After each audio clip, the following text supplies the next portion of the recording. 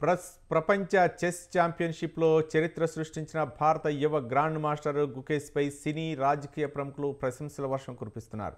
18 ఏళ్లకే అరుదైన ఘనత సాధించిన గుకేష్ను ఎక్స్ వేదికగా అభినందిస్తున్నారు.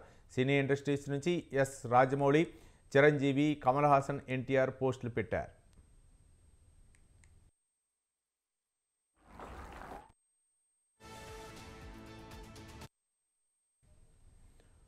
హృదయ గర్భంతో ఉప్పొంగిపోతోందన్నారు చిరంజీవి. గుకేష్ ఎంతో అద్భుతంగా ఎత్తులు వేశావంటూ కొనియాడారు. భారతదేశమంతా గుకేష్ను చూసి గర్విస్తోందన్నారు. చరిత్రలో ఈ ఘనత సాధించిన రెండో భారతీయుడిగా నిలవటం గర్వకారణమని చెప్పారు.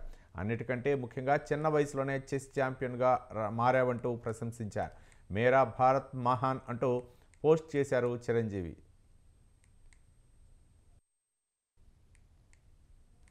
ప్రపంచంలోనే అత్యంత పిన్న వయస్కుడైన చెస్ ఛాంపియన్గా చరిత్ర సృష్టించారని రాజమౌళి కొనియాడారు. ప్రపంచ వేదికపై దేశం గర్వించేలా చేశామంటూ ప్రశంసించారు. ఆఖరి గేమ్లో ప్రత్యర్థిపై ప్రశాంతంగానే అద్భుతంగా ఆడటం నీ ధైర్యాన్ని తెలియజేస్తోందన్నారు కమల్ హాసన్. ఇక జూనియర్ ఎన్టీఆర్ కూడా గుకేష్పై ప్రశంసల వర్షం కురిపించారు. గుకేష్కు గ్రాండ్ సెల్యూట్ చేశారు. మరెన్నో విజయాలు సాధించాలని కోరుకున్నారు.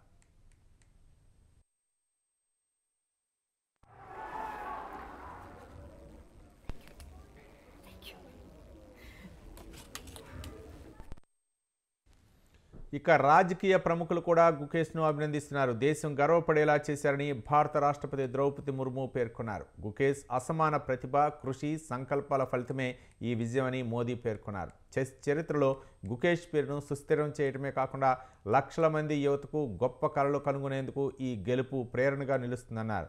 ఇక ప్రపంచ చెస్ ఛాంపియన్షిప్లో గెలవాలనేది తన కళ అని గుకేష్ ఆనందం వ్యక్తం చేశాడు. తనకు ప్రోత్సాహం అందించిన వారందరికీ కృతజ్ఞతలు తెలిపాడు.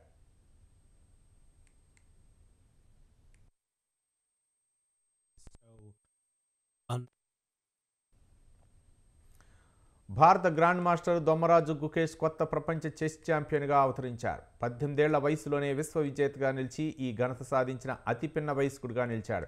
క్లాసికల్ ఫార్మెట్లో defending champion China grand master Ding లిరెన్తో జరిగిన 14 గేమ్ల పోర్లో గుకేష్ 7-5, 6.5 పాయింట్ల తేడాతో విజయం సాధించాడు. 13 గేమ్లు ముగిసేసరికి ఇద్దరు 6.5, 6.5 పాయింట్లతో సమానంగా ఉండగా చివరి పోర్లో గుకేష్ తన సత్తా ప్రదర్శించాడు.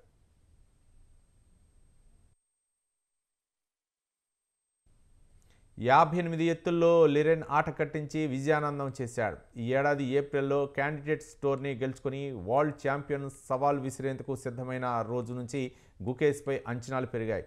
నవంబర్ 25 నుంచి మొదలైన ఈ సమరంలో 9 గేమ్లు డ్రాగానే ముగిశాయి. నిన్న చివరి గేమ్కు ముందు చెరో 2 గేమ్లు గెలిచి ఇద్దరూ సమంగా ఉన్నారు.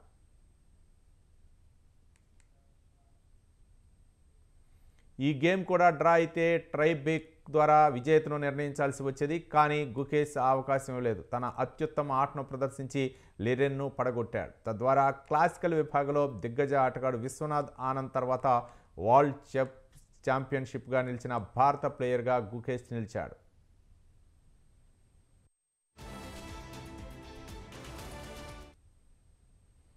విజేతగా నిలిచిన దొమ్మరాజు గుకేష్కు ట్రోఫీతో పాటు 11.45 కోట్ల రూపాయల నగదు బహుమతి కూడా దక్కింది. రన్నరప్ లిరెన్ 9.75 కోట్లు గెలుచుకున్నాడు.